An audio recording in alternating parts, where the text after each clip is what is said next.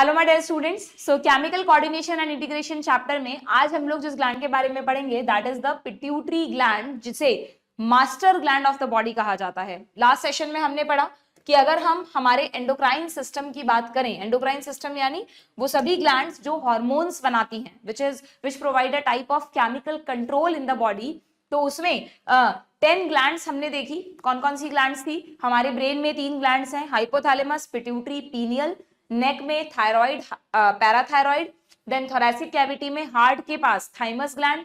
Abdomen में हमारे pancreas और एड्रीनल, और गोनैड्स जो हैं टेस्टिस एंड ओवरी, ये सभी एंडोक्राइन ग्लैंड्स कहलाते हैं। ठीक है, इसमें से हाइपोथैलेमस को हमने डिटेल में पढ़ा कि हाइपोथैलेमस का काम है पिट्यूटरी ग्लैंड को सिग्नल्स देना, यानी हाइपोथैलेमस हमारी बॉडी में मास्टर ऑफ मास्टर ग्लैंड की तरह काम करता है। मैंने आपको बताया था और कहा भी था कि ये चार्ट्स आप बना लेना कि हाइपोथैलेमस से या तो सिक्रीट होते हैं releasing hormone and inhibitory hormone, जो कि एंटीरियर पिट्यूटरी ग्लैंड को सिग्नल देते हैं कि भाई उनको फर्दर कौन सा हार्मोन बनाना है और कौन सा नहीं बनाना। इसी तरह दो बहुत प्यारे हार्मोन जो हाइपोथैलेमस को बड़े प्यारे हैं, that is ADH and oxytocin, वो भी सिक्रीट होते हैं। वो जाते हैं पोस्टीरियर पिट्यूटरी में और वहां जाके वो स्टोर हो जाते हैं फॉर फर्दर सिक्रीशन। पर इनको क्योंकि ये खुद छोड़ के आता है बाय न्यूरॉन यानी कि एक्सॉन्स के थ्रू पहुंचते हैं, जबकि इन दोनों हार्मोन्स को हाइपोथैलेमस ब्लड के थ्रू ही जाने देता है by a special circulation, portal circulation. ठीक है, अब हमें ये पढ़ना है कि ये जो पिट्यूटरी ग्लैंड के दोनों पार्ट्स हैं, इंटीरियर एंड पोस्टीरियर, ये खुद कौन से हार्मोन्स बनाते हैं, जिसमें भी मैंने आपको बताया कि पोस्टीरियर को खुद तो कोई हार्मोन बनाना नहीं है, बस इन्हीं दोनों हार्मोन्स को पहुंचाना है। तो इनके क्या फंक्शन है, और एंटीरियर पिट्यूटरी खुद कौन कौन से हार्मोन्स बनाती है, कहां कहां उन्हें सिक्रीट, मतलब क्या क्या उनके फंक्शंस हैं, that we have to study. ठीक है, तो चलो देखते हैं हमारी एनसीईआरटी ने क्या लिखा है। The pituitary gland is located in a bony cavity. सबसे पहले हर ग्लैंड की हमारी बॉडी में हमें लोकेशन, उसकी पोजीशन पता होनी चाहिए। तो पिट्यूटरी ग्लैंड तुम्हें पता है हमारी बॉडी में कहाँ होती है? पिट्यूटरी ग्लैंड होती है बच्चों हमारी बॉडी में, जो हमारा ब्रेन है, तो तुम्हें पता है कि भाई जो ब्रेन में थैलेमस हाइपोथैलेमस है, तो हाइपोथैलेमस के जस्ट नीचे मैंने तुम्हें बताया एक मटर के दाने के साइज की ग्लैंड होती है पिट्यूटरी ग्लैंड। बट क्योंकि ये ग्लैंड मास्टर ग्लैंड है, पूरी बॉडी की ग्लैंड्स को कंट्रोल करती है, सिग्नल्स देती है, इसलिए इसको प्रोटेक्टेड रखना बहुत जरूरी है। तो नेचर ने इसके लिए ना एक स्पेशल सीट दी है, जैसे सिंहासन पे बिठाते हैं राजा को, बिल्कुल वैसे ही इस मास्टर ग्लैंड के लिए एक स्पेशल सीट बनाई है। और वो सीट कैसी है? वो जो सीट है वो कहाँ होती है? वो होती है बच्चों जो हमारे स्कल बोन्स, ध्यान है आपको, स्कल में क्रेनियल बोन्स हमने पढ़ी थी, फ्रंटल, पैराइटल, टेम्पोरल, पीछे ऑक्सीपिटल, और बेस ऑफ द स्कल पे मैंने आपको एक स्फेनॉइड बोन बताई थी, बटरफ्लाई शेप, और आगे की तरफ एथमॉइड बोन। तो वो जो स्फेनॉइड बोन होती है ना, उस स्फेनॉइड बोन में, क्योंकि आप देखो इमेजिन करो कि पिट्यूटरी ग्लैंड ब्रेन में अंदर या नीचे की तरफ है, तो बेस ऑफ द स्कल आ गया ना यहाँ पर, तो इस बेस ऑफ द स्कल में इस पिट्यूटरी ग्लैंड के लिए स्फेनॉइड बोन में, जैसे घोड़े पे बैठने की सीट नहीं होती, बिल्कुल वैसी एक कैविटी होती है। इस कैविटी को बोलते हैं सेला टर्सिका। क्या बोलते हैं इस कैविटी को? सेला टर्सिका। जैसे मान लो अगर ये पिट्यूटरी ग्लैंड है, तो यहाँ पर स्फेनॉइड बोन में इसके लिए एक सीट बनी हुई है। ठीक है, उस सीट को हम क्या कहेंगे? Sella turcica. तो what is the position of pituitary gland in our body? This is sella turcica. And what is sella turcica? Sella turcica is a cavity in sphenoid bone. अगर आपको स्फेनॉइड बोन ना भी याद रहे तो just remember cranial bone, एक cranial bone में present cavity होती है। ठीक है, that is sella turcica. So क्या लिखा है यहाँ पर? There is a bony cavity called sella turcica, highlight कर लो इसे, sella turcica, and pituitary gland is attached to hypothalamus by a stalk. ठीक है, दोनों एक स्टॉक से जुड़े हुए हैं। क्या कहते हैं स्टॉक को? हमने लिखा था इनफंडिबुलम। एनसीईआरटी में जो डायग्राम है बड़ा इंपॉर्टेंट है, इसमें दिखाया है दिस इज द इनफंडिबुलम, जिससे हाइपोथैलेमस और पिट्यूटरी एक दूसरे से कनेक्टेड है। ठीक है, now it is divided anatomically into 2 parts. मैंने आपको बताया था पिट्यूटरी ग्लैंड के 2 पार्ट्स होते हैं, anterior pituitary, posterior pituitary. Anterior pituitary का दूसरा नाम पढ़ा था क्या हमने बच्चों? एंटीरियर पिट्यूटरी को कहते हैं एडिनोहाइपोफाइसिस, और पोस्टीरियर पिट्यूटरी को कहते हैं न्यूरोहाइपोफाइसिस। ठीक है, डू रिमेंबर, यहीं पर लिख लो, पिट्यूटरी ग्लैंड के को हाइपोफाइसिस भी कह सकते हैं। It is called master gland of the body, plus it is the smallest endocrine gland. ये सबसे छोटी एंडोक्राइन ग्लैंड है, सोचो फिर भी मास्टर है सबकी, है ना, स्मॉलेस्ट एंडोक्राइन ग्लैंड। तो साइज मैटर नहीं करता, अकल मैटर करती है। सही बात है क्या? अकल बढ़िया भैंस। ठीक है, चलो तो आगे देखते हैं। तो आगे क्या लिखा है कि it is divided anatomically into two parts, that is adenohypophysis and neurohypophysis. Adeno मतलब एंटीरियर पिट्यूटरी, न्यूरो मतलब पोस्टीरियर पिट्यूटरी। मैंने आपको बताया था कि इसको पोस्टीरियर पिट्यूटरी को न्यूरो क्यों कहते हैं, क्योंकि इसमें हाइपोथैलेमस न्यूरॉन्स के थ्रू अपने हार्मोन भेज रहा है, ना कि ब्लड के थ्रू। ओके, नाउ अब इसमें एक और चीज समझना कि अगर हम कह रहे हैं कि पिट्यूटरी ग्लैंड को दो पार्ट्स में डिवाइड किया गया है, anterior pituitary and posterior pituitary, तो इस एंटीरियर पिट्यूटरी में फिर से दो लोब्स होते हैं बच्चों। देयर आर टू लोब्स, जिसमें से एक लोब का नाम है pars distalis and another lobe is pars intermedia. क्या कहते हैं इसको हम? Pars intermedia. जबकि पोस्टीरियर पिट्यूटरी में एक ही लोब होता है जिसका नाम है पार्स नर्वोसा। तो पार्ट्स तो दो हैं पिट्यूटरी के, लेकिन लोब्स तीन हैं, है ना। एंटीरियर में दो लोब्स हैं, पार्स डिस्टालिस और इंटरमीडिया, जबकि पोस्टीरियर में नर्वोसा। पोस्टीरियर के सारे नाम न्यूरॉन के बेसिस पर है, नर्वोसा न्यूरॉन। ठीक है, क्लियर। अब इसमें भी ध्यान रखना कि हमको यहाँ पर डायग्राम में तीन लोब क्यों नहीं दिख रहे, क्योंकि एनसीईआरटी में लिखा है कि ह्यूमंस में जो एंटीरियर पिट्यूटरी के दो लोब होते हैं, पार्स डिस्टालिस और इंटरमीडिया, वो दोनों आपस में मर्ज रहते हैं, ऑलमोस्ट मर्ज हो जाते हैं, इसलिए क्लियरली दिखते नहीं हैं। ठीक है, और एक और चीज कंफ्यूजन होता है हमें एग्जाम में, हम कई बार क्या सोचते हैं, डिस्टालिस मतलब दूर और पोस्टीरियर मतलब पीछे, तो हम कई बार हमें लगता है कि यार जो डिस्टालिस है ना वो पोस्टीरियर पिट्यूटरी का पार्ट होगा, बट नहीं बच्चों, जो डिस्टालिस है, जो डिस्टल मोस्ट है, अगर हम इसके पूरे रेफरेंस में देखें हाइपोथैलेमस से, तो ये मतलब जैसे मान लो ये हाइपोथैलेमस है, ये स्टॉक हो गया, अब ये पोस्टीरियर पिट्यूटरी और ये एंटीरियर पिट्यूटरी है, तो एंटीरियर पिट्यूटरी का जो सबसे बड़ा लोब है पार्स डिस्टालिस, वो सबसे दूर है, इसलिए डिस्टालिस पोस्टीरियर का पार्ट नहीं है, डिस्टालिस एंटीरियर पिट्यूटरी का पार्ट है। ये बात आप एग्जाम में ध्यान रखना। ठीक है, क्लियर। तो there are two portions, pars distalis and intermedia, जिसमें से ये लाइन कहाँ लिखी है कि दोनों ऑलमोस्ट मर्ज होते हैं, ये रहा, इसको आप हाईलाइट करो। However, in humans, the pars intermedia is almost merged with pars distalis. ठीक है, क्लियर। देन अब आपको यहाँ पर ना सारे हॉर्मोन्स के नाम दिए हैं पहले एक साथ, कि कौन कौन से हार्मोन एंटीरियर पिट्यूटरी बना रही है और कौन कौन से हार्मोन पोस्टीरियर पिट्यूटरी में है। तो पोस्टीरियर पिट्यूटरी के हार्मोन तो हम पहले ही पढ़ चुके, उसको अलग से बनाना है क्या कोई हार्मोन? पोस्टीरियर को नहीं बनाना। तो पहले पोस्टीरियर में देखो क्या लिखा है कि neurohypophysis, that is pars nervosa, also known as posterior pituitary, it store, produce नहीं लिखा, it store and release two hormones, that is oxytocin and vasopressin. Vasopressin ADH का ही दूसरा नाम है, दैट यू नो ऑलरेडी। ठीक है, which are actually synthesized by hypothalamus and transported, very very important, axonally, axon के थ्रू ट्रांसपोर्ट किया गया है to the neurohypophysis। ठीक है, एक्सॉन टर्मिनल्स के थ्रू उसको डायरेक्टली सिक्रीट किया गया है। ये तो हुई बात पोस्टीरियर पिट्यूटरी की। अब एंटीरियर पिट्यूटरी की अगर हम बात करें तो एंटीरियर पिट्यूटरी में 6 हार्मोन्स तो यहां से निकलते हैं, कहां से? पार्स डिस्टालिस से, और एक हार्मोन यहां से निकलता है पार्स इंटरमीडिया से। यानी पोस्टीरियर के तो 2 ही हार्मोन है, ये दोनों, वो भी एक्चुअली में हाइपोथैलेमस के हैं। तो देखा जाए तो पूरी पिट्यूटरी ग्लैंड मिलकर जितने भी हार्मोन्स बना रही है उनमें से मेजर हार्मोन्स या तो पार्स डिस्टालिस बनाता है या आप कह सकते हो एंटीरियर पिट्यूटरी बनाती है। ठीक है, तो ये 6 हार्मोन्स कौन कौन से हैं जरा देखना, इनके क्या नाम दिए हैं एनसीईआरटी में। एक तो ग्रोथ हार्मोन हो गया, प्रोलैक्टिन हो गया, टीएसएच हो गया, एसीटीएच हो गया, एफएसएच हो गया और एलएच हो गया। ये 6 हार्मोन्स आपको इसी सीक्वेंस में भी अगर आप याद रख सको तो बहुत अच्छी बात है, बाकी कोई सीक्वेंस जरूरी नहीं है।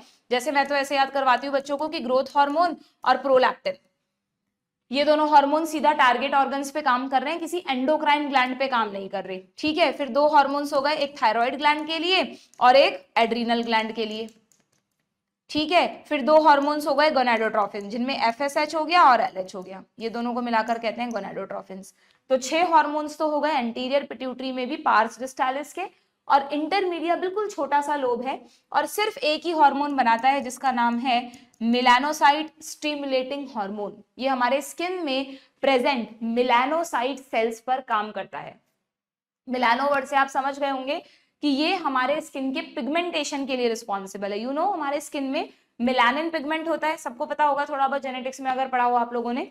हमारे जो हमारा जो कलर है, जैसे आप लोग बोलते हैं ना यार मैं गोरा क्यों नहीं हूं या कोई ज्यादा काला क्यों है, तो actually it all depends on the melanin pigment. ये आपके ऊपर नहीं है, ये मिलानिन पिगमेंट्स पे डिपेंड होता है। ठीक है, थोड़ा बहुत ये एनवायरमेंटल फैक्टर्स पे, जो कॉस्मेटिक्स वगैरह यूज कर रहे हैं उन पे थोड़ा बहुत कर जाता है, बट मेनली ये जो है वो जेनेटिक्स पे डिपेंड करता है बच्चों, जीन्स पर डिपेंड करता है कि आपके अंदर मिलानिन पिगमेंट बनाने वाले कितने डोमिनेंट एलील हैं, कितने रेसेसिव एलील हैं, जो जेनेटिक्स में थोड़ा बहुत डायरेक्टली एनसीईआरटी में नहीं है बट पॉलीजेनिक इनहेरिटेंस में थोड़ा बहुत पढ़ाते हैं।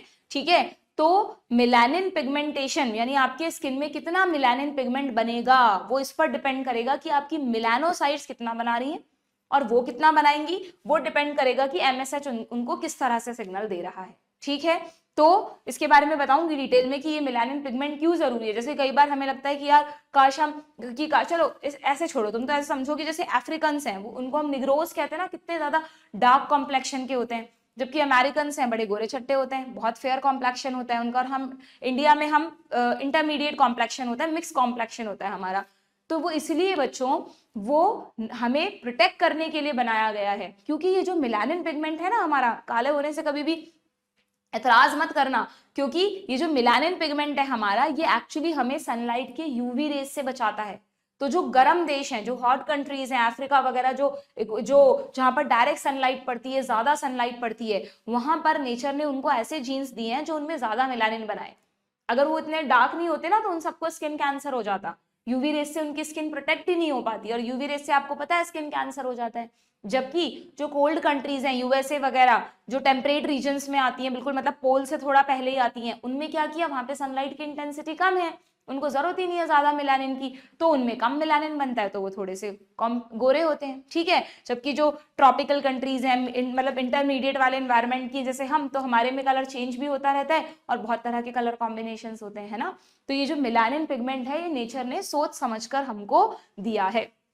It depend on the genetics as well as it depend on the environmental condition। जैसे जो लोग धूप में ज्यादा रहते हैं, या आपने देखा होगा जो कच्छ स्लम एरियाज में बच्चे वगैरह होते हैं, वो कितने ज्यादा डार्क कलर के होते हैं, क्योंकि वो धूप में रहते हैं ज्यादा, तो मिलानिन ज्यादा बनता है। जबकि जो हमेशा बंद कमरों में या कह लो एसी में या मतलब वेल फर्निश्ड घरों में रहते हैं, कंपैरेटिवली थोड़े गोरे हो जाते हैं। क्यों? क्योंकि उनमें जरूरत नहीं है, तो मिलानिन बनाना कम कर देती है सेल्स। ठीक है, तो सिंपल सी थ्योरी है जो कि आपको ध्यान रखनी है। तो it all depends on the melanocyte stimulating hormone, जो कहां से बन रहा है, पार्स इंटरमीडिया से। ठीक है, समझ में आ गई क्या बात आपको। और पोस्टीरियर पिट्यूटरी के पास खुद के तो हार्मोन है नहीं, इसने स्टोर कर रखा है किसको, एडीएच को एंड ऑक्सीटोसिन को। तो ये तो हो गए आपके पिट्यूटरी हार्मोन्स। ठीक है, अब वन बाय वन हमें इनके बारे में देखना है। देखो यहाँ पे लाइन लिखी हुई है कि parse intermedia secrete only one hormone that is MSH. देखें इनके बारे में वन बाय वन। चलो सबसे पहले एंटीरियर पिट्यूटरी के हार्मोन्स पर आते हैं। ठीक है, इन्होंने शुरू में क्या करा है, आपको ग्रोथ हार्मोन के डिसऑर्डर्स के बारे में बता दिया पहले ही, बट मैं अभी इस पार्ट को छोड़ रही हूँ, पहले हम हार्मोन्स के बारे में पढ़ ले, फिर हम इन डिसऑर्डर्स पे आएंगे। ठीक है, तो अभी हम डायरेक्टली ये वाला जो पार्ट है वो हम यहां से पढ़ेंगे बच्चों, प्रोलैक्टिन से। ठीक है, पहले तो ग्रोथ हार्मोन क्या करता है, ग्रोथ हार्मोन का सिंपली काम है हमारी बॉडी की ग्रोथ करवाना। ग्रोथ में भी यहाँ पे उन्होंने देखो बिना फंक्शन लिखे डायरेक्टली उसका डिसऑर्डर लिख दिया। आप एक लाइन लिख लो कि जो ग्रोथ हार्मोन है वो हमारी सोमैटिक सेल्स पर एक्ट करता है, ठीक है, और हमारी ग्रोथ करवाता है। सोमैटिक सेल्स का मतलब जैसे बोन्स, मसल्स, कोई भी जितनी भी हमारी बॉडी की सेल्स हैं, बोन्स, मसल्स एक्सेट्रा, मतलब हाइट बढ़ाना, मस्कुलर ग्रोथ करवाना, ये सब कहीं ना कहीं ग्रोथ हार्मोन का भी फंक्शन है। ठीक है, नाउ पहला हार्मोन हो गया ग्रोथ हार्मोन। दूसरा हार्मोन कौन सा है, प्रोलैक्टिन। प्रोलैक्टिन, लैक्टिन वर्ड हम बार बार कहां पढ़ते हैं, लैक्टोज शुगर, लैक्टेशन, मिल्क के रेफरेंस में। तो प्रोलैक्टिन कहां एक्ट करेगा, मेमोरी ग्लैंड्स पर। मेमोरी ग्लैंड्स पर आपने पढ़ा होगा ह्यूमन रिप्रोडक्शन, जिन बच्चों ने पढ़ रखा है कि प्रेगनेंसी के टाइम पर प्रोलैक्टिन बढ़ जाता है, एंड ऑफ द प्रेगनेंसी और ज्यादा बढ़ जाता है, और जब बेबी की नरिशिंग एज चल रही होती है, जो शुरू के 6 मंथ्स होते हैं, उस टाइम पर तो इसका मैक्सिमम सिक्रीशन होता है, क्योंकि प्रोलैक्टिन का काम है production of milk. Pro for production, lectin मतलब मिल्क, तो ये सिंपली मेमोरी ग्लैंड्स में मिल्क प्रोडक्शन का काम करवाएगा। So it regulate the growth of memory gland and formation of milk in them. But आप मेमोरी ग्लैंड को एंडोक्राइन ग्लैंड मत समझ लेना, memory gland is a exocrine gland, क्योंकि ये हार्मोन नहीं बना रही है, ये मिल्क बना रही है। एंड मेमोरी ग्लैंड का जब हम स्ट्रक्चर पढ़ते हैं तो उसमें हम पढ़ते हैं इंटरनली डक्ट के थ्रू मिल्क सिक्रीट होता है ना। तो एंडोक्राइन ग्लैंड्स तो वो होती है जो हार्मोन बनाती है और डक्टलेस होती है। मेमोरी ग्लैंड एक ग्लैंड है बट एंडोक्राइन नहीं है, ठीक है। तो प्रोलैक्टिन का काम है simply do remember formation of milk, ठीक है। देन तीसरा हार्मोन कौन सा है भाई हमारा, टीएसएच। टीएसएच क्या करेगा, नाम से ही पता चल रहा है, थायराइड स्टिमुलेटिंग हार्मोन। ये थायराइड हार्मोन्स को स्टिमुलेट करेगा, मतलब ग्लैंड को स्टिमुलेट करेगा, ये हार्मोन बनाओ और उसको ब्लड में सिक्रीट करो, सिंपल, ठीक है। थर्ड हार्मोन कौन सा है, एसीटीएच। अब देखो इसका नाम थोड़ा सा कॉम्प्लिकेटेड क्यों है, इसकी फुल फॉर्म है, इनकी फुल फॉर्म्स ना पहले लिख दी एनसीईआरटी ने, यहाँ पर ये जो पैराग्राफ था इसमें लिखी हुई है। तो एसीटीएच की फुल फॉर्म है adrenocorticotrophic hormone, simply adrenal stimulating hormone या एड्रीनोट्रॉफिक हार्मोन क्यों नहीं कहा हमने इसको, क्योंकि आप आगे पढ़ोगे कि हमारी जो एड्रीनल ग्लैंड होती है, डायग्राम में दिखा देती हूँ आगे, जो आप देखो आपके एनसीईआरटी में एड्रीनल ग्लैंड का डायग्राम है। हमारी जो एड्रीनल ग्लैंड होती है बच्चों, उसके दो पार्ट्स होते हैं, बाहर वाले पार्ट को कहते हैं कॉर्टेक्स और अंदर वाले पार्ट को कहते हैं मेड्यूला। तो डू रिमेंबर कि हमारा जो ये जो हार्मोन है ना एसीटीएच, ये सिर्फ कॉर्टेक्स को स्टिमुलेट करता है। इसके जो रिसेप्टर्स है ना वो एड्रीनल कॉर्टेक्स में होते हैं, जिससे कि कॉर्टेक्स अपने हार्मोन सिक्रीट करे, और एड्रीनल कॉर्टेक्स से जो हार्मोन्स निकलते हैं उनको बोलते हैं कॉर्टिकॉइड्स। क्या बोलते हैं, कॉर्टिकॉइड्स, ठीक है। मेड्यूला का क्या होगा भाई, इसको कौन सिग्नल देगा, मेड्यूला जो है वो हमारे लिए रिलीज करता है बच्चों हमारा इमरजेंसी हार्मोन, दैट इज एड्रीनैलिन। तो एड्रीनैलिन हमारी बॉडी में कब सिक्रीट होता है, जब हमारी बॉडी कोई भी स्ट्रेसफुल या इमरजेंसी सिचुएशन में होती है, हमें डर लग रहा हो, कोई हमारे पीछे पड़ गया, भाग रहे हैं एग्जाम में, कोई क्वेश्चन नहीं आ रहा, पसीना पसीना हो गए, है ना। तो ये जो हमारी इमरजेंसी सिचुएशंस होती हैं, इस समय हमारा सिंपैथेटिक नर्वस सिस्टम स्टिमुलेट हो जाता है, बताया था मैंने तुम्हें। तो एड्रीनल मेड्यूला में सीधा सिंपैथेटिक नर्व्स इनर्वेट करती हैं और वो इसको सिग्नल दे देती है, तो ये एड्रीनैलिन बना देता है। तो इसको मेन एक्सिस से कंट्रोल करने की जरूरत नहीं है। तो एड्रीनल मेड्यूला को कौन सिग्नल्स देता है, डायरेक्टली सिंपैथेटिक नर्वस सिस्टम, ठीक है ना। तो इसलिए हार्मोन के नाम में आ रहा है एसीटीएच, एड्रीनोकॉर्टिकोट्रॉफिक हार्मोन। ये सिर्फ एड्रीनल कॉर्टेक्स को स्टिमुलेट करने के लिए बनाया गया है, ठीक है। तो इसका फंक्शन क्या लिखा हुआ है, देखो पढ़ लो कि ACTH stimulate the synthesis and secretion of steroid hormones. अच्छा ये स्टेरॉइड हार्मोन्स क्यों लिख दिया भाई इन्होंने, एक और चीज बता देती हूँ चलो, कि हमारी बॉडी में मैक्सिमम जो हार्मोन्स है ना बच्चों, वो तो प्रोटीन के बने हैं, दैट यू नो, हम शुरू से पढ़ते आए हैं, बायोमॉलिक्यूल में भी हमने पढ़ा था कि हमारी बॉडी की जो मैक्सिमम स्ट्रक्चरल चीजें हैं, चाहे वो रिसेप्टर्स हों, एंटीबॉडीज हों, हार्मोन्स हों, एंजाइम्स हों, ये सब प्रोटीन्स के बने हैं। तो हार्मोन्स भी प्रोटीन के बने हैं, बट डू रिमेंबर दो कैटेगरीज है हमारी बॉडी में हार्मोन्स की, जो प्रोटीन के ना बनके, दो टाइप के हार्मोन्स हैं जो प्रोटीन के ना बनके लिपिड्स यानी स्टेरॉइड्स के बने होते हैं। कौन से दो हार्मोन्स याद रखोगे आप, एक तो आपको कॉर्टिकॉइड्स याद रखने हैं, कॉर्टिकॉइड्स स्टेरॉइड हार्मोन्स हैं बच्चों, डू रिमेंबर स्टेरॉइड हार्मोन्स हैं ये, ठीक है। और दूसरे जो सेक्सुअल हार्मोन्स हैं, testosterone, oestrogen and progesterone, gonadotrophin नहीं कह रही मैं, गोनाड से बनने वाले हार्मोन, टेस्टोस्टेरॉन, एस्ट्रोजन, प्रोजेस्टेरॉन, ये भी स्टेरॉइड हार्मोन्स हैं, ठीक है। तो ये दो हमारी बॉडी में आपको एग्जांपल्स ध्यान रखने हैं, which are not the protein hormone but the steroid hormones, clear.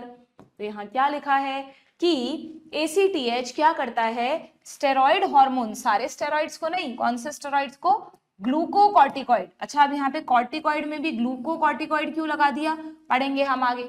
Corticoids भी तीन तरह के होते हैं, उनमें से एक कैटेगरी है, तो ये सबसे ज्यादा इन्हीं को स्टिमुलेट करता है, ठीक है। तो इट स्टिमुलेट अगर नीट में ऑप्शंस में ग्लूकोकॉर्टिकॉइड ना हो, सिर्फ कॉर्टिकॉइड लिखा हो, तो आप उसे भी टिक कर सकते हो, अगर ग्लूको लिखा हो तो फिर उसे टिक कर देना, ठीक है। तो ये ग्लूकोकॉर्टिकॉइड्स को सिक्रीट करवाता है एड्रीनल कॉर्टेक्स से। हो गए तीनों हार्मोन्स, देन नहीं चार हो गए, बल्कि चार हो गए ना, ग्रोथ हार्मोन हो गया, प्रोलैक्टिन हो गया, देन ये दोनों हो गए टीएसएच एंड एसीटीएच। नाउ अब आते हैं हमारे gonadotrophin, 5th and 6th number पे, that is FSH and LH. इन दोनों को कलेक्टिवली क्या कहते हैं, यहाँ लिखा हुआ है, हाईलाइट करो इस पॉइंट को, they are collectively called gonadotrophins. क्यों, क्योंकि ये गोनाड्स को स्टिमुलेट करते हैं, गोनाड्स यानी टेस्टिस एंड ओवरी को स्टिमुलेट करते हैं, ठीक है। अब ये करते क्या है, इनके फंक्शंस को यहाँ पर तुम ऐसे पढ़ोगे ना तो सब कुछ मिक्स हो जाएगा, थोड़ा सा इसको तुम्हें समझना पड़ेगा। जिसने ह्यूमन रिप्रोडक्शन पढ़ रखा है उसको और भी आसानी से समझ में आ जाएगा। देखो समझना कि मैं क्या कह रही हूँ, कि होता क्या है कि जो टेस्टिस है ना, तो टेस्टिस के स्ट्रक्चर में सेमिनिफेरस ट्यूब्यूल्स होती हैं। जिसने नहीं पढ़ रखा अभी ह्यूमन रिप्रोडक्शन, कोई बात नहीं, मैं बहुत ही रफ डायग्राम से समझा रही हूँ, ठीक है।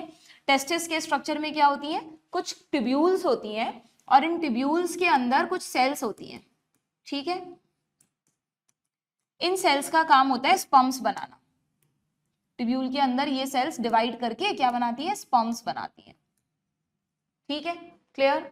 और ये जो ट्यूब्यूल है इनके बाहर खाली स्पेस बच रहा है क्या, तो इस खाली स्पेस में, जो ट्यूब्यूल्स के बाहर खाली स्पेस है, इस खाली स्पेस को बोलते हैं इंटरस्टिशियल स्पेस, ठीक है। और इस इंटरस्टिशियल स्पेस में connective tissue, blood vessels, lymph vessels, nerves और उसके अलावा कुछ स्पेशल सेल्स होती हैं, इंडिविजुअल सेल्स, ठीक है।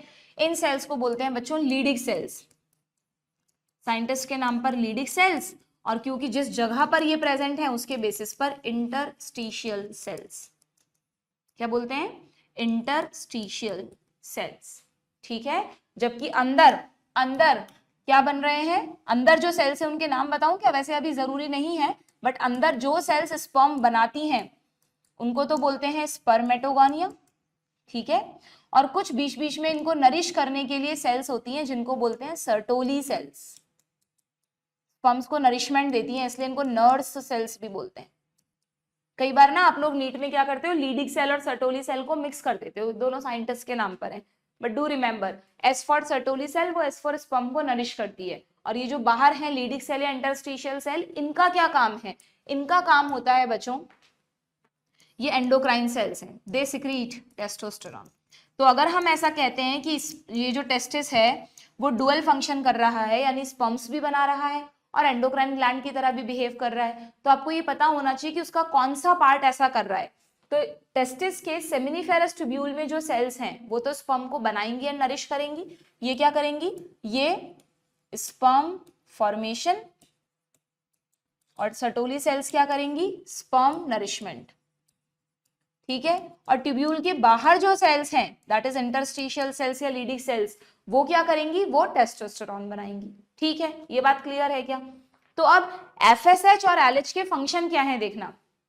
जो एफएसएच हार्मोन है ना, फॉलिकल स्टिमुलेटिंग हार्मोन, वो क्या करता है बच्चों, वो स्पर्म फॉर्मेशन के प्रोसेस में मदद करता है, ठीक है। एग्जैक्टली कैसे करता है वो तुम ह्यूमन रिप्रोडक्शन में पढ़ोगे, कि वो सर्टोली सेल्स को इंड्यूस करता है, जिससे सर्टोली सेल्स में कुछ चेंजेस होते हैं, जिससे कुछ केमिकल्स भी बनते हैं, और फाइनली जो स्पर्मेटोगोनिया है उस पर टेस्टोस्टेरोन हार्मोन आकर एक्ट करता है, तब जाके कहीं स्पर्म्स का फॉर्मेशन होता है। मतलब अभी मैंने जो बोला वो बहुत कॉम्प्लिकेटेड है, उसमें बहुत सारे कॉन्सेप्ट्स हैं, वो तुम्हें ह्यूमन रिप्रोडक्शन में ही समझ में आएंगे।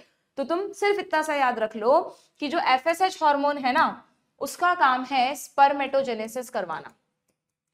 एफएसएच का काम क्या है, स्पर्मेटोजेनेसिस करवाना। कौन सी सेल से कैसे करवाएगा उन सब में अभी हमें नहीं पढ़ना, इसका मेन काम क्या है, स्पर्म फॉर्मेशन करवाना, ठीक है।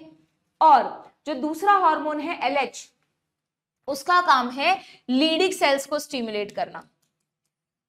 जैसे जैसे एलएच आता जाएगा, लीडिग सेल और टेस्टोस्टेरोन बनाती जाएंगी, और आएगा और बनाएंगी, तो जब तक ये आता रहेगा टेस्टोस्टेरोन का अमाउंट बढ़ता रहेगा, ठीक है। वही नेगेटिव फीडबैक, जब सफिशिएंट टेस्टोस्टेरोन बन जाएगा तो हाइपोथैलेमस पिट्यूटरी ग्लैंड को सिग्नल देगा, पिट्यूटरी ग्लैंड गोनाडोट्रोफिन को भेजना बंद कर देंगी, और ये से हार्मोन्स बनाना और स्पर्म बनाना कम कर देंगी, ठीक है। तो क्योंकि ये एलएच इन सेल्स पे काम कर रहा है ना, तो इसका मेल्स में एक, यहाँ पे एलएच का मतलब एल फॉर लीडिंग नहीं है बच्चों, एल फॉर लीडिंग नहीं है, एल का कुछ और फुल फॉर्म है जो मैं तुम्हें फीमेल में अभी समझाऊंगी। यहाँ पर एलएच का मेल्स में जो एप्रोप्रिएट नेम है वो है आईसीएसएच। मेल्स में एलएच हार्मोन को कहते हैं इंटरस्टिशियल सेल स्टिमुलेटिंग हार्मोन। क्या कहते हैं, इंटरस्टिशियल सेल स्टिमुलेटिंग हार्मोन, क्योंकि ये किस पर एक्ट करता है, इंटरस्टिशियल सेल पर एक्ट करता है, ठीक है। तो मेल में गोनाडोट्रोफिन्स का एग्जैक्टली क्या फंक्शन है वो तुम्हें समझ में आ गया। अब फीमेल में समझना, फीमेल में ओवरी होती है, ओवरी में तुम पढ़ोगे, जिसने पढ़ रखा है उसको पता होगा, कुछ फॉलिकल्स होती हैं, सेल्स के ग्रुप्स होते हैं जिनको फॉलिकल्स बोलते हैं। उनमें प्राइमरी फॉलिकल, फिर वो ग्रोथ करके सेकेंडरी बनाती है, फिर टर्शरी फॉलिकल बनती है, और फिर जब मेच्योर हो जाती है ना ये, तो इसको बोलते हैं ग्राफियन फॉलिकल। साइंटिस्ट के नाम पर इसको बोलते हैं ग्राफियन फॉलिकल, जब एक मेच्योर फॉलिकल बन जाती है तो। ठीक है, और फिर ये जो ग्राफियन फॉलिकल है, ये कुछ ऐसा स्ट्रक्चर होता है बच्चों कि इस ग्राफियन फॉलिकल में ना अंदर ओवम बैठा रहता है। ये एक पूरा खाली कैविटी नहीं है, बहुत सारी सेल्स है यहाँ पर, बहुत सारी।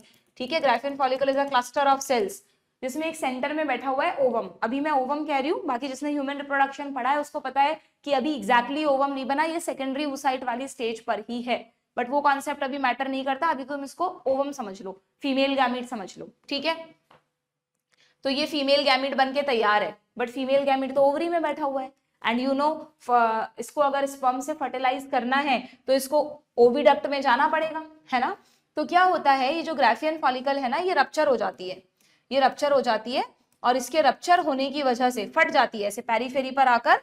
ये जो ग्राफियन फॉलिकल है, ये क्या होती है, ये यहाँ पेरीफेरी पर आकर ऐसे रप्चर हो जाती है, और इसके अंदर से ये बाहर निकल जाता है, जिसको कहते हैं ओव्यूलेशन। वेरी इंपॉर्टेंट प्रोसेस, क्या कहते हैं इसको, ओव्यूलेशन। कब होगा ये, जब ग्राफियन फॉलिकल रप्चर हो जाएगी उसके बाद होगा। ठीक है, और ये तो बाहर निकल गया, और ये जो फॉलिकल्स हैं, जो सेल्स का ग्रुप है, ये एक येलो कलर के स्ट्रक्चर में कन्वर्ट हो जाता है, जिसको बोलते हैं कॉर्पस ल्यूटियम। क्या बोलते हैं, very important term, corpus luteum. NEET में हर साल एक क्वेश्चन तो इस टर्म पे आता ही आता है, ह्यूमन रिप्रोडक्शन में पढ़ोगे तुम। एक येलो कलर का स्ट्रक्चर बन जाता है, सारी सेल्स में येलो कलर के ल्यूटिन पिगमेंट्स बन जाते हैं, that's why it is called corpus luteum. ठीक है, और फिर धीरे धीरे कॉर्पस ल्यूटियम डीजनरेट हो जाता है और ये साइकिल खत्म हो जाता है। पहले कॉर्पस एल्बिकेंस बनती है और फिर ये डीजनरेट हो जाता है। ठीक है, तो फीमेल्स में ओवरी में हर महीने ये साइकिल रिपीट होता है, एक बार राइट ओवरी में, एक बार लेफ्ट ओवरी में। तो फीमेल्स में एफएसएच और एलएच का काम क्या है, ध्यान से सुनना। एफएसएच जैसा कि इसका नाम है, फॉलिकल स्टिमुलेटिंग हार्मोन, तो आप समझ गए ये किस पर एक्ट करेगा, ये ग्रोइंग फॉलिकल्स पर एक्ट करेगा, ये फॉलिक्यूलर ग्रोथ करवाता है। फॉलिकल में primary, secondary, tertiary, Graafian follicle तक जो फॉलिकल्स मैच्योर हो रही हैं, वो किसकी वजह से हो रही हैं, एफएसएच की वजह से। हाइपोथैलेमस जीएनआरएच भेजेगा, जीएनआरएच पिट्यूटरी पे एक्ट करेगा, पिट्यूटरी एफएसएच को भेजेगी, और एफएसएच फॉलिकल्स की ग्रोथ करवाएगा। ठीक है, जैसे ही ग्राफियन फॉलिकल बनके तैयार हो जाती है, तो एफएसएच के साथ साथ अभी एलएच भी आ रहा था, बट अब अचानक से एलएच बहुत हाई अमाउंट में सिक्रीट होता है, एलएच पीक पर पहुंच जाता है, जिसको कहते हैं एलएच सर्ज। क्या कहते हैं, एलएच सर्ज। और उस एलएच सर्ज की वजह से क्या होता है, ये होता है rupture of Graafian follicle. LH surge की वजह से क्या होता है, rupture of Graafian follicle and ovulation. ठीक है, तो एफएसएच तो क्या करवा रहा है बच्चों, एफएसएच तो क्या करवा रहा है, एफएसएच करवा रहा है फॉलिक्यूलर ग्रोथ, जैसा कि इसका नाम है फॉलिक्यूलर ग्रोथ। और जब फॉलिकल बनके तैयार हो जाएगी, एक मेच्योर फॉलिकल बन जाएगी, दैट इज ग्राफियन फॉलिकल, तो एलएच हाई अमाउंट में आएगा, और एलएच सर्ज की वजह से ग्राफियन फॉलिकल रप्चर होगी, ओव्यूलेशन हो जाएगा, और ग्राफियन फॉलिकल किस में कन्वर्ट हो जाएगी, कॉर्पस ल्यूटियम में। ये भी एलएच नहीं करवाया है, इसीलिए इसका नाम है ल्यूटिनाइजिंग हार्मोन, क्योंकि ये ल्यूटिन पिगमेंट्स सॉरी बना रहा है, यानी कॉर्पस ल्यूटियम को बना रहा है। ठीक है क्या, that's why it is called luteinizing hormone. यहाँ पे L stands for luteinizing hormone. ठीक है, बात समझ में आ गई क्या। तो यहाँ पे मेल में इसका अप्रोप्रिएट नेम है ICS है, जबकि फीमेल में इसका अप्रोप्रिएट नेम है ल्यूटिनाइजिंग हार्मोन। ठीक है, ये कॉर्पस ल्यूटियम भी, ये ओव्यूलेशन भी करवा रहा है, ये कॉर्पस ल्यूटियम भी बना रहा है, और कॉर्पस ल्यूटियम को कुछ दिनों तक मेंटेन भी रखता है। उसमें आप पढ़ोगे ह्यूमन रिप्रोडक्शन में कि एक साइकिल में ये कॉर्पस ल्यूटियम बनने के बाद अगले 10 दिन तक इसी फॉर्म में रहती है, जिससे ये अपना हार्मोन बनाती रहे। तो एलएच क्या करता है, इसको बनाता भी है और फिर इसको मेंटेन भी करता है, एलएच इसको मेंटेन भी करता है। तो यानी कॉर्पस ल्यूटियम तभी तक रहती है जब तक एलएच उसको मेंटेन करेगा। ठीक है, बात समझ में आ गई क्या। तो ये आपके एलएच के फंक्शंस हो गए। ओके, तो मेल में और फीमेल में एफएसएच एंड एलएच के स्पेसिफिक फंक्शंस आपको पता होने चाहिए। जब नीट में क्वेश्चन आएगा तो वो 4 ऑप्शन आपको ऐसे नहीं देंगे कि एलएच का इनमें से क्या फंक्शन है, कि ये थायराइड ग्लैंड पे एक्ट कर रहा है, या ये एड्रिनल ग्लैंड पे एक्ट कर रहा है, फीमेल गोनाड पे एक्ट कर रहा है, वो तो सबको पता है। कोई इन्हीं में से सेट करके दे देंगे, कोई ऐसे मिले जुले ऑप्शन जिसमें से आपको उसका स्पेसिफिक फंक्शन निकालना होगा। ठीक है, क्लियर। एक चीज यहीं पर और बता देती हूँ मैं तुम्हें, जैसे मैंने इसमें बताया कि टेस्टोस्टेरॉन का एग्जैक्ट सोर्स क्या है, ऐसे ही फीमेल ओवरी में जो एस्ट्रोजन और प्रोजेस्टेरॉन बनते हैं उनके एग्जैक्ट सोर्स ध्यान रखना। ये जो फॉलिकल्स है ना बच्चों, ये सभी फॉलिकल्स ग्राफियन फॉलिकल तक ये सब तो बनाती है एस्ट्रोजन, और ये जो कॉर्पस ल्यूटियम है ये बनाता है प्रोजेस्टेरॉन। तो फीमेल में दोनों हार्मोन एक साथ नहीं बनते, पहले हाफ साइकिल में एस्ट्रोजन बनता है, बाकी के हाफ साइकिल में प्रोजेस्टेरॉन बनता है। थोड़ा बहुत कॉर्पस ल्यूटियम एस्ट्रोजन को भी बनाता है कुछ अमाउंट में, ठीक है, बाकी मेन सोर्स एस्ट्रोजन का फॉलिकल से। क्लियर, समझ में आ गया अच्छी तरह से ये आप लोगों को। तो अब देखो, अब आपको एनसीईआरटी की एक एक लाइन समझ में आ जाएगी। क्या लिखा है भाई यहाँ पर, सबसे पहले बात कर रहे हैं मेल्स की। अगर हम मेल्स की बात करें, इन मेल्स तो क्या होता है, LH के बारे में बताया है जिसको कि ICSH कहते हैं। It stimulate the secretion of androgens. Androgen क्या है, टेस्टोस्टेरॉन ही एंड्रोजन है बच्चों। एक्चुअली क्या होता है, एंड्रो वर्ड हम मेल के लिए यूज करते हैं क्या, एंड्रोशियम। तो मेल में एक अकेला हार्मोन नहीं बनता, बल्कि मेल सेक्सुअल हार्मोन्स का एक ग्रुप होता है, उस ग्रुप को कहते हैं एंड्रोजन। उस ग्रुप में जो सबसे ज्यादा अमाउंट वाला हार्मोन है वो है टेस्टोस्टेरॉन। तो नीट में कुछ भी लिखा हुआ आ जाए, एंड्रोजन या टेस्टोस्टेरॉन, बात एक ही है। ठीक है, ये ग्रुप ऑफ हार्मोन है, ये उसमें से एक हार्मोन है। क्लियर। तो यहाँ पर क्या लिखा है, LH ने क्या किया मेल्स में, LH ने स्टिमुलेट किया, पहले यहाँ पे लिखो किसको स्टिमुलेट किया, इट स्टिमुलेट लीडिंग सेल्स या इंटरस्टिशियल सेल्स, इसी वजह से इसका नाम है ICSH। ठीक है, और एंड्रोजन्स को सिक्रीट करवाया। जबकि FSH ने क्या किया, FSH हार्मोन ने स्पर्मेटोजेनेसिस को रेगुलेट किया। बट डू रिमेंबर, नीट में पूछा हुआ है, स्पर्म फॉर्मेशन को अकेला FSH नहीं करवाता, अलोंग विद एंड्रोजन्स करवाता है। यानी इस डायग्राम में हम लिख सकते हैं कि यहाँ पर FSH तो एक्ट कर ही रहा है, प्लस यहाँ पर एंड्रोजन्स भी एक्ट कर रहे हैं, टेस्टोस्टेरॉन भी एक्ट कर रहा है। जब हम टेस्टोस्टेरॉन का फंक्शन पढ़ेंगे तो वहां भी यही लिखेंगे कि it regulate spermatogenesis along with FSH, और FSH में लिखोगे it regulate spermatogenesis along with testosterone. ठीक है, क्लियर। देन आगे क्या लिखा है, ये तो हो गई बात मेल की। अब अगर फीमेल की बात करें तो फीमेल्स में क्या करते हैं भाई ये हार्मोन, फीमेल में अगर हम LH हार्मोन की बात करें तो मैंने अभी अभी बताया, जब LH सर्ज होता है तो ओव्यूलेशन होता है। ठीक है, ग्राफियन फॉलिकल रप्चर हो जाती है और किसमें बदल जाती है, कॉर्पस ल्यूटियम में बदल जाती है। ठीक है, कैसे बनता है corpus luteum, from the remnants of Graafian follicle. ये सब चीजें यहाँ पर आपको याद करने की जरूरत नहीं है, ह्यूमन रिप्रोडक्शन में अच्छे से चार्ट्स वगैरह बना के पढ़ेंगे इसको, बस आप तो यहाँ स्पेसिफिकली हॉर्मोन्स का फंक्शन याद रखो। ठीक है, ये तो LH के फंक्शन हो गए। जबकि FSH क्या कर रहा है फीमेल्स में, FSH growth and development of the ovarian follicles. ठीक है, क्लियर, ओवेरियन फॉलिकल्स। डन, समझ में आ गए दोनों के फंक्शन इंडिविजुअली, नहीं ऐसे नहीं समझ में आ रहे तो आप भी पूरा चार्ट पूरा डायग्राम नहीं भी बनाओ तो एटलीस्ट इनके फंक्शंस को जो मेन मेन है वो अलग अलग लिख सकते हो। ठीक है, चलो भाई आगे बढ़ते हैं। आगे अब आते हैं हम किस पर, MSH पर। लिख लोगे ना अलग अलग इनके फंक्शंस, जिस तरह मैंने बताए हैं कि अगर हम FSH एंड LH की बात करें, इन दोनों को मिलाकर कहते हैं गोनाडोट्रोफिन्स।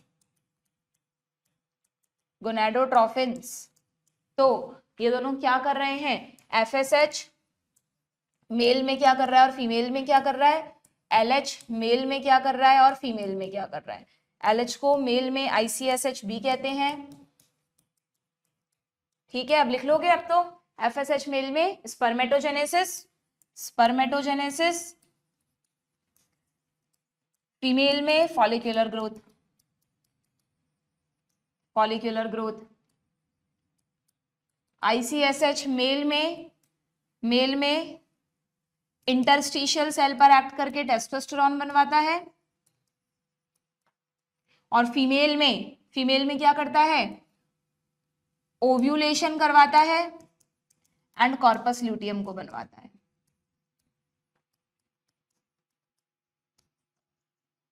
ठीक है, क्या समझ में आ गया? से सिंप्लीफाई करना सीखो चीजों को, जब तुम मेडिकल में जाओगे या कॉलेज में कोई भी डिग्री करोगे तो वहां पर तुम लोगों को ऐसे नहीं है नोट्स हर चीज के बने बनाए नहीं मिलेंगे, अभी तो तुमको हर चीज के नोट्स चाहिए होते हैं। इस वजह से आजकल बच्चों के नोट्स बनाने की खुद की आदत ही चली गई है।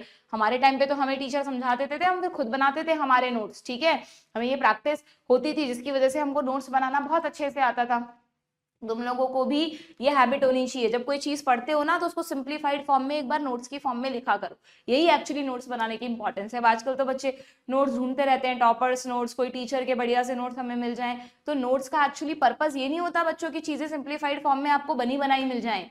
आप अगर खुद उनको सिंप्लीफाई करोगे, अपनी फॉर्म में अपने तरह से नोट्स बनाओगे, तो वो आपको कॉन्सेप्ट अच्छे से समझ में आता है और लॉन्ग टाइम तक याद भी रहता है, जो नीट के लिए चाहिए। ठीक है, क्लियर? ओके, नाउ ये तो हो गई बात किसकी बच्चों, एंटीरियर पिट्यूटरी के हार्मोन्स में पार्स डिस्टालिस के 6 हार्मोन्स। ठीक है, अब जो नेक्स्ट हार्मोन है 7th हार्मोन, वो है MSH, जो कि आपको पता है पार्स इंटरमीडिया से बनता है। ये मेलानोसाइट्स पर एक्ट करता है। What is melanocyte? Melanin containing cells and it regulate pigmentation of the skin. ठीक है, क्लियर? नाउ अगर हम बात करें पोस्टीरियर पिट्यूटरी यानी पार्स नर्वोसा के 2 हार्मोन्स की, ऑक्सीटोसिन एंड ADH, तो ऑक्सीटोसिन क्या करेगा भाई? ऑक्सीटोसिन को बर्थ हार्मोन कहते हैं क्या? सब पता होगा जिसने ह्यूमन रिप्रोडक्शन में पढ़ रखा है कि ऑक्सीटोसिन यूट्रस की जो मिडिल लेयर है मायोमेट्रियम, स्मूथ मसल्स की बनी है, उन पर एक्ट करता है। इसके रिसेप्टर्स वहां होते हैं और जैसे ये उन पर एक्ट करता है मसल्स में कॉन्ट्रैक्शन शुरू हो जाता है जिससे कि पार्चुरेशन की शुरुआत हो सके।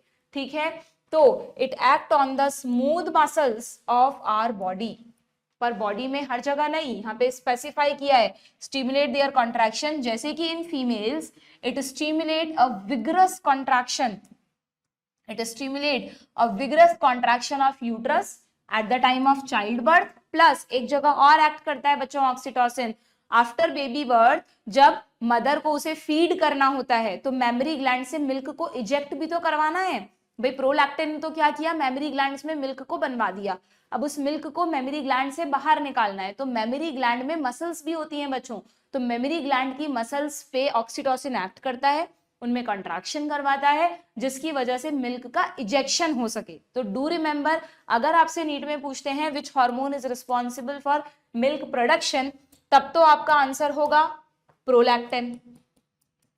Milk production, pro for production, pro for prolactin, तब तो आपका आंसर होगा प्रोलैक्टिन। बट अगर आपसे नीट में पूछते हैं मिल्क इजेक्शन, मिल्क को इजेक्ट कौन करवा रहा है, तो फिर आपको आंसर देना है ऑक्सीटोसिन। क्या देना है आंसर? ऑक्सीटोसिन। ध्यान रखना है, नीट में आया हुआ क्वेश्चन है और दोनों ऑप्शन आएंगे। ओके, तो ये यूट्रस की मसल्स पे काम करता है as well as milk ejection में एक्ट करता है by acting on the muscles of mammary glands. ठीक है, समझ में आ गया क्या ऑक्सीटोसिन के फंक्शन? देखो वैसे सोचो तो ऑक्सीटोसिन के ज्यादातर फंक्शन हमने फीमेल में ही पढ़े, दोनों फंक्शन, तो ये तो पिट्यूटरी ग्लैंड से बनता है तो मेल में भी बनता होगा, तो यस ये मेल में भी बनता है, कम अमाउंट में बनता है क्योंकि वहां इसकी कोई खास नीड नहीं है। फीमेल्स में भी ज्यादा अमाउंट में कब बनता है?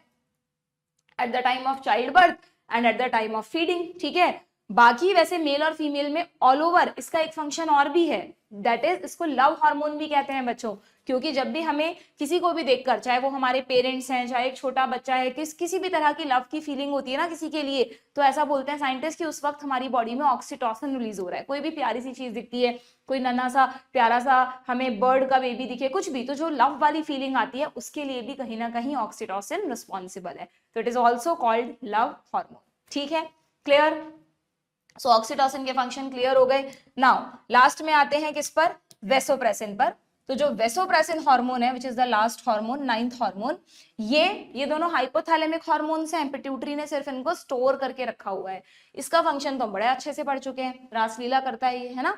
ध्यान, सॉरी रासलीला नहीं, रासलीला में तो रेनिन था, एंजियोटेंसिन था, उससे पहले ADH वेसोप्रेसिन, हाइपोथैलेमस, ध्यान है ऑस्मो रिसेप्टर, कि जब भी हमारी बॉडी में कभी फ्लूइड वॉल्यूम कम हो जाता है तो हाइपोथैलेमस में ऑस्मो रिसेप्टर स्टिमुलेट हो जाते हैं, वो पिट्यूटरी ग्लैंड को सिग्नल पहुंचाते हैं, मतलब हाइपोथैलेमस पिट्यूटरी को, और पिट्यूटरी ADH को रिलीज करती है, और इसका नाम है एंटी डायूरेटिक, यानी यूरिन को डाइल्यूट होने से रोकना, इट प्रिवेंट डायूरेसिस, यानी यूरिन में से पानी को बचाता है। पानी का भी रीएब्जॉर्प्शन बढ़ाता है प्लस सोडियम आयंस का भी रीएब्जॉर्प्शन बढ़ाता है। कहां से याद है? नेफ्रॉन के डिस्टल पार्ट से, डीसीटी एंड कलेक्टिंग डक्ट। तो सेम फंक्शन यहाँ पे दिया हुआ है। Vasopressin act mainly eight kidney and stimulate resorption of water, reabsorption of water, not only water but electrolytes, that is sodium especially, ठीक है। and कहां से? distal tubules, distal tubule में DCT and collecting duct दोनों जगह इसके receptor होते हैं, and thereby reduce loss of water through urine, यानी डाइयूरेसिस को रोकता है। लॉस ऑफ वाटर को कहते हैं डाइयूरेसिस। ये डाइयूरेसिस नहीं कर रहा, ये डाइयूरेसिस को रिड्यूस कर रहा है। एंटी डायूरेटिक क्या करता है? It prevent diuresis, it prevent diuresis, ठीक है। That's why it is called ADH. और वैसोप्रेसिन क्यों कहते हैं? क्योंकि ये वासो कॉन्स्ट्रिक्टर भी है, एज वेल एज वासो कॉन्स्ट्रिक्टर, ब्लड वेसल्स को कॉन्स्ट्रिक्ट करता है, ठीक है। समझ में आ गए सारे हॉर्मोन्स आप लोगों को अच्छी तरह से, इंडिविजुअली सबका फंक्शन समझ में आ गया। एडीएच का एक डिसऑर्डर भी यहां पर आपको दिया है बच्चों, दैट इज डायबिटीज इंसिपिडस। एक होता है diabetes mellitus, M for mellitus, M for मीठा। जो मीठे वाली डायबिटीज होती है शुगर की वजह से, वो इंसुलिन की वजह से होती है, वो हम अलग पढ़ेंगे। ये है डायबिटीज इंसिपिडस। इसका क्या, ये कब होता है डिसऑर्डर? मैंने आपको बताया भी था पहले जब मैं आपको एडीएच के बारे में पढ़ा रही थी। It is an impairment affecting synthesis और रिलीज ऑफ एडीएच। खुद ही सोचो लॉजिकली कि अगर एडीएच कम बनेगा किसी भी वजह से बॉडी में, तो एडीएच जो डायूरेसिस को रोक रहा था वो नहीं हो पाएगा, यानी यूरिन ज्यादा डाइल्यूट होगा, अमाउंट में भी ज्यादा बनेगा, तो उस पर्सन को बार बार यूरिनेशन के लिए जाना पड़ेगा, तो लॉस ऑफ वाटर ज्यादा होगा, डिहाइड्रेटेड रहेगी बॉडी। बस उसी कंडीशन को बोलते हैं डायबिटीज इंसिपिडस। तो इसमें क्या होता है? एडीएच डेफिशिएंसी है ये एक तरह की, जिसमें कि किडनी वाटर कंजर्वेशन अच्छे से नहीं कर पाती, वाटर लॉस होगा, डिहाइड्रेशन होगा, पॉलीयूरिया सिम्टम आता है इसमें, ठीक है। प्यास भी ज्यादा लगेगी, बट ऑब्वियस पानी का लॉस ज्यादा होगा तो, बट यस इस तरह डायबिटीज इंसिपिडस वाले पर्सन के यूरिन में ग्लूकोज नहीं होगा, यहाँ पे ग्लूकोज लेवल नहीं बढ़ा है, सिर्फ वाटर का लॉस ज्यादा हो रहा है, ठीक है। जल्दीबाजी में कहीं तुम पढ़ो नहीं, ग्लाइकोस्यूरिया इज इंडिकेटिव ऑफ, पहला ऑप्शन है डायबिटीज इंसिपिडस, तुम टिक कर दो, गलत हो जाएगा, गए नहीं चौथे ऑप्शन पर, डायबिटीज मेलाइटस था, ठीक है, क्लियर। एंड लास्ट में ग्रोथ हार्मोन के डिसऑर्डर और देख लेते हैं, जो शुरू में हमने इनको छोड़ दिया था। तो देखो ग्रोथ हार्मोन के बारे में डिसऑर्डर्स थोड़ा सा यहाँ पे डिटेल में दिए, मैं तुमको 3 डायग्राम्स दिखाती हूँ। जो ग्रोथ हार्मोन है, हर hormone, not only growth hormone, ना तो जरूरत से कम सेक्रेट होना चाहिए, ना जरूरत से ज्यादा, जो ट्रेस अमाउंट रिक्वायर्ड है उसी में होना चाहिए। अगर ग्रोथ हार्मोन चाइल्डहुड में कम बनेगा तो उस बच्चे की हाइट बहुत कम रह जाएगी, ड्वार्फिज्म, बौनापन होगा, मतलब उसकी एज बढ़ती जा रही है फिर भी बॉडी में एक अलग सा रेशो होगा। बौने लोग नहीं देखे तुमने? मैं ये नहीं कह रही कि किसी की भी हाइट कम रह गई इसका मतलब उसको ड्वार्फिज्म है। ड्वार्फिज्म एकदम अलग तरह का होता है, जिसमें मतलब मेच्योरिटी आती जाती है बॉडी पर, बट बिल्कुल ट्रंक जो है वो बढ़ नहीं रहा साइज में, हाथ पैर भी लंबे नहीं हो रहे। तो बौने लोग कैसे दिखते हैं, कई बार कुछ मूवीज में आते हैं, that is dwarfism, pituitary dwarfism, ठीक है। ग्रोथ हार्मोन की कमी हुई चाइल्डहुड में।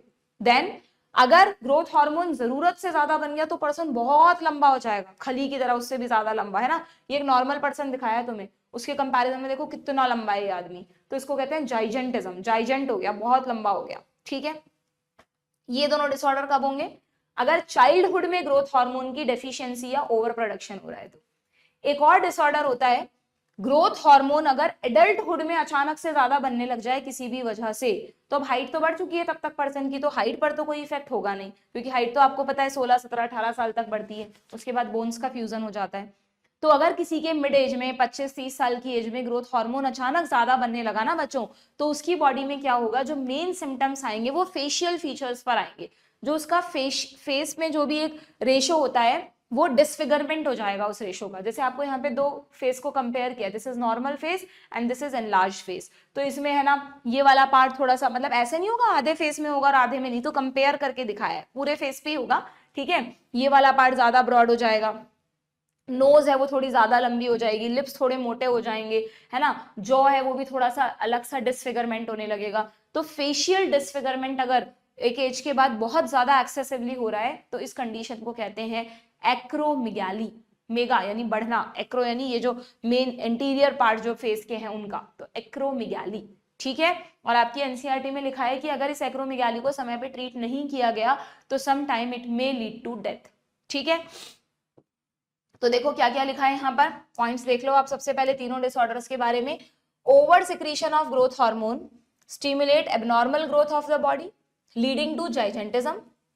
लो secretion of growth hormone leads to stunted growth resulting in pituitary dwarfism. ठीक है, दोनों डिसऑर्डर्स को हाईलाइट कर लो, gigantism and pituitary dwarfism.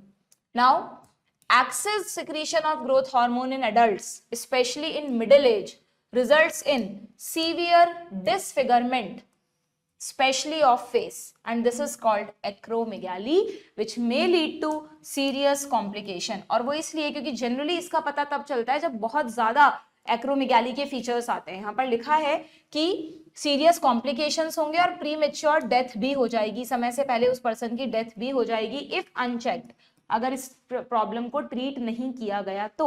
The disease is hard to diagnose in the early stage and often goes undetected for many years until changes in external features become noticeable। यानी जब ये disease शुरू होती है अगर तभी पता चल जाए तो उसको बहुत इजीली ट्रीट किया जा सकता है, बट जनरली पता नहीं चलता, ध्यान नहीं जाता इन छोटे मोटे सिम्टम्स पर, और जब ये बहुत सीरियस हो जाते हैं तब जाके पता चलता है and it may lead to premature death. ठीक है, तो 3 डिसऑर्डर्स आपको ग्रोथ हार्मोन के ध्यान रखने हैं। नीट में कई बार क्वेश्चन आया है, ध्यान से पढ़ना। चाइल्डहुड में ग्रोथ हार्मोन का ओवर सिक्रीशन पूछा है तो जाइजेंटिज्म, बड़ी एज में पूछा है, मिडिल एज में तो एक्रोमेगाली। ठीक है, नाम से ही पता चल रहा है, जाइजेंटिज्म मतलब बड़ा सा बहुत लंबा चौड़ा पर्सन, तो लंबा चौड़ा कब होगा, जब चाइल्डहुड में ओवर सिक्रीशन हुआ है। और सिर्फ फेशियल डिस्फिगरमेंट दिख रहा है, हाइट ऑलरेडी पहले ही बढ़ चुकी है तो एडल्ट में हुआ है, सीधी सी बात है। ठीक है, और ड्वार्फिज्म एडल्ट में हो गया, सिंपली कम सिक्रीशन हुआ तो this is all about the pituitary hormones. मैं एक बार आपको सजेस्ट करूंगी कि आप लोग आज क्या करें कि है ना, या तो चार्ट फॉर्म में या टेबल फॉर्म में इस तरह से चीजों को बना लें, मतलब ड्रॉन करने को नहीं कह रही हूँ, सिंपली जैसे आप क्या करें कि अगर मान लो आप एक चार्ट बनाते हो है ना, तो उसमें आप इस तरह से बना सकते हो कि ये एंटीरियर पिट्यूटरी है, इसके जो हार्मोन्स हमने पढ़े जीएच, मैं पूरा नहीं बना के दूंगी, सिर्फ आपको बता रही हूँ, जीएच, देन प्रोलैक्टिन, पीआरएल बोलते हैं प्रोलैक्टिन को, फिर हमने पढ़ा thyroid stimulating hormone, adreno corticotrophic hormone, follicle stimulating hormone and LH और आईसीएसएच। ठीक है, फिर इसी एंटीरियर पिट्यूटरी से इंटरमीडिया के थ्रू एक हार्मोन बना एमएसएच, और पोस्टीरियर पिट्यूटरी से 2 हार्मोन्स बने ऑक्सीटोसिन एंड एडीएच, है ना। इस तरह से लिखकर सारे हार्मोन्स का एक एक मेन फंक्शन जो हमने पढ़ा, 1-1, 2-2 जो भी फंक्शन पढ़े वो लिख लो। तो कभी भी आपको पिट्यूटरी हार्मोन्स रिवाइज करने हैं, बस उठा के ये चार्ट देखा और रिवाइज हो गया। और कोशिश करो कि टेक्निकल टर्म्स लिखना है यहाँ पर जो एनसीईआरटी में बार बार यूज हुई है। ठीक है, एंड डिसऑर्डर सिर्फ ग्रोथ हार्मोन में है और एडीएच में, तो लास्ट में आप नीचे डिसऑर्डर का नाम भी लिख सकते हो। ठीक है, तो this is all about the pituitary hormones. ये चार्ट अच्छे से बना लेना, कोई भी चीज समझ नहीं आ रही है, डाउट है तो मुझे कमेंट सेक्शन में पूछ सकते हो, बीच बीच में बताते रहा करो सेशंस कैसे लग रहे हैं, पसंद आ रहे हैं, समझ में आ रहे हैं, थोड़ा कॉन्फिडेंस बढ़ रहा है या नहीं इन चीजों से। ठीक है, नेक्स्ट सेशन में हम लोग पढ़ेंगे पीनियल ग्लैंड के बारे में। Okay, good bye.